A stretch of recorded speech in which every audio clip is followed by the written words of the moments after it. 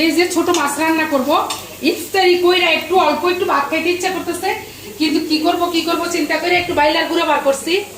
এই যে দেখেন বাইলার গুঁড়া, একদম চকচকা একদম তাজা বাইলার গুঁড়া মাছ, ঠিক আছে।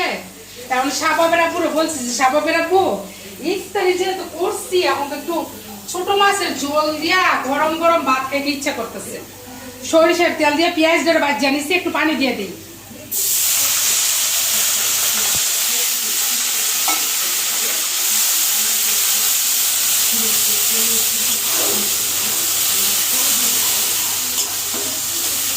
এখন মশলা দিব যাতে মশলাটা না পুড়ে। এই যে বাটা হলুদ দিব, অল্প একটু হলুদ দিলাম,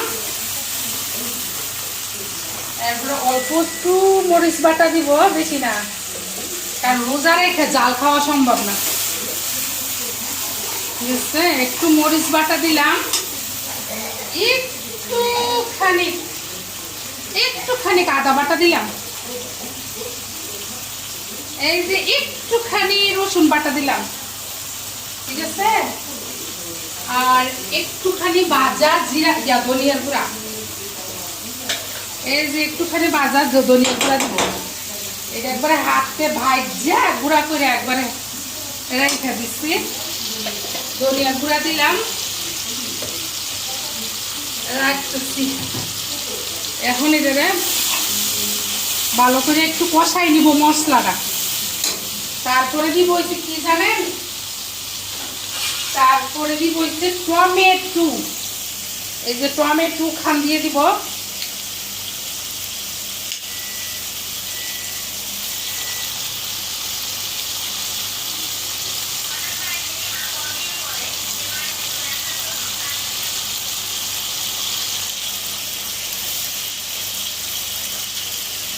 আর দিব না, রেখে দিব,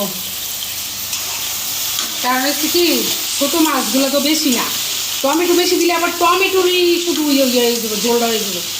এই কারণে টমেটোটা একটু কমই দিলাম, 2টা টমেটো দিয়ে দিলাম ছোট ছোট, একদম গাছ পাকা টমেটো।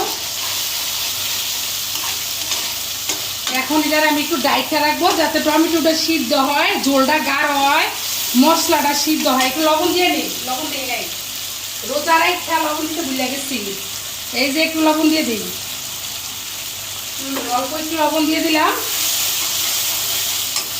আর অল্প একটু পানি দিয়ে দিই, দিয়ে দিলাম, দিয়ে এখন ডাইকা দিব, মশলাটা ভালো করে কষানো হইব। তারপরে দিব হচ্ছে এই ছোট বাইলার গুঁড়া দিয়ে দিব, ভালো করে দিয়ে রাখছি। এখন ডাইকা দিই, ভালো করে মশলাটা কষানো হোক। এই যে ভালো করে মশলাটা কষানো হয়ে গেছে, আমি মাঝখানে এসে একটু নাড়াচাড়া করে দিচ্ছি। টমেটোগুলা একবারে মশলা টমেটো একসাথে ভালো করে কষাই নিলাম। আমি ছোট মাছ এভাবেই রান্না করি, আর এই জায়গায় যে ধুয়ে রাখছি বাইলার গুঁড়াগুলা এখন আমি দিয়ে দিব।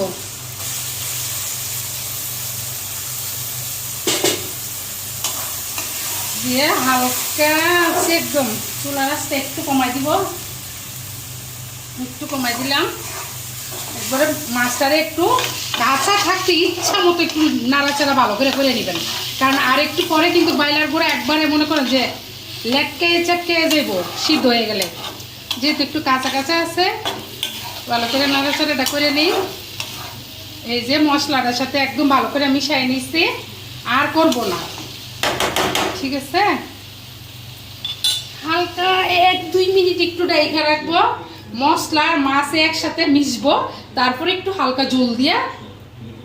এই যে এদিকে আমার মাছটা কষানো হয়ে গেছে, একটু হালকা একটু জল দিয়ে দিব, যেহেতু একদম ছোট মাছ।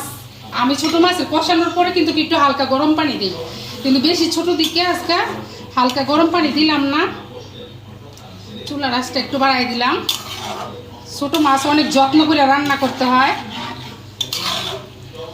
আঁচটা একটু বাড়াই দিলাম। আর এখন ভাজা জিরার গুঁড়াটাও দিয়ে দিব,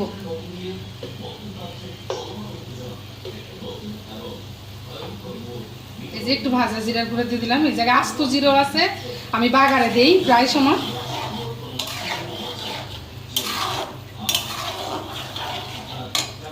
একটু ঝোল দিব। এটা এরকম মাখা মাখা ঝোল গরম ভাতের সাথে সেই লাগে। আর জিরার ভাজা জিরার গ্রানটা এই ছোটো মাছের মধ্যেই ভাল লাগে। এখন খালি একটু ভালো করে ডাইখা দেই, একটু ফুটটা ভালো করে ফুটে আসলে নামাই নিব। এই যে আমার তরকারি রান্না শেষ, ছোট মাছের তরকারি। দেখছেন ছোট ছোট বাইলার গুঁড়া কীভাবে রান্না করলাম। আর এই তরকারিটা এইভাবে রান্না করলে ভালো লাগে। আমরা ছোটো সময় দেখতাম আমার আম্মারে ছোটো ছোটো কচি মুরগি আছে না, দেশে যে কচি মুরগিগুলা রান্না করতো, যে গ্রান্ডা আসতো। আর দেশে যে ছোট পোনা মাছ পাওয়া যায়, টাকির পোনা, এই পোনা মাছও রান্না করতো। রান্না করলে দেখতাম যে পোনা মাছের ঝোলটা যেরকম লাগে আর মুরগি তরকারির ঝোলটা ঠিক এরকমই লাগে, ঠিক এভাবে রান্না করলে এত সুন্দর একটা গ্রানও আসতো। আর এই দিকটা তো মনে করেন যে ইফতারির পরে আমি রান্নাটা করে নিয়েছিলাম, এই কারণে আমার অনেক কাজেরই একটা এলোমেলো অবস্থা।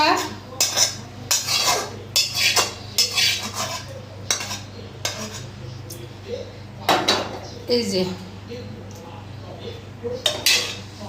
দেখছেন তরকারিটা কিরকম হইল, একটু কমেন্ট করে জানাইবেন। এটার সাথে কিন্তু জিরা বাজাই যায়, ধনিয়া পাতা না, ঠিক আছে? এটা দিয়ে খাইলে, গরম পদ্ধতি দিয়ে খাইলে সেই লাগে। আর এদিকটা দেখেন আমার রান্নাঘরের অবস্থা, ইফতারির পরে কোনো কিছুই আর গুছাই নাই। এখন এই যে হাঁড়ি পাতিল রয়ে গেছে, এটি আমি গুছামো, রান্নাঘর পরিষ্কার করব, তারপরে শুভ। সবাই ভালো থাকবেন, আল্লাহ হাফেজ।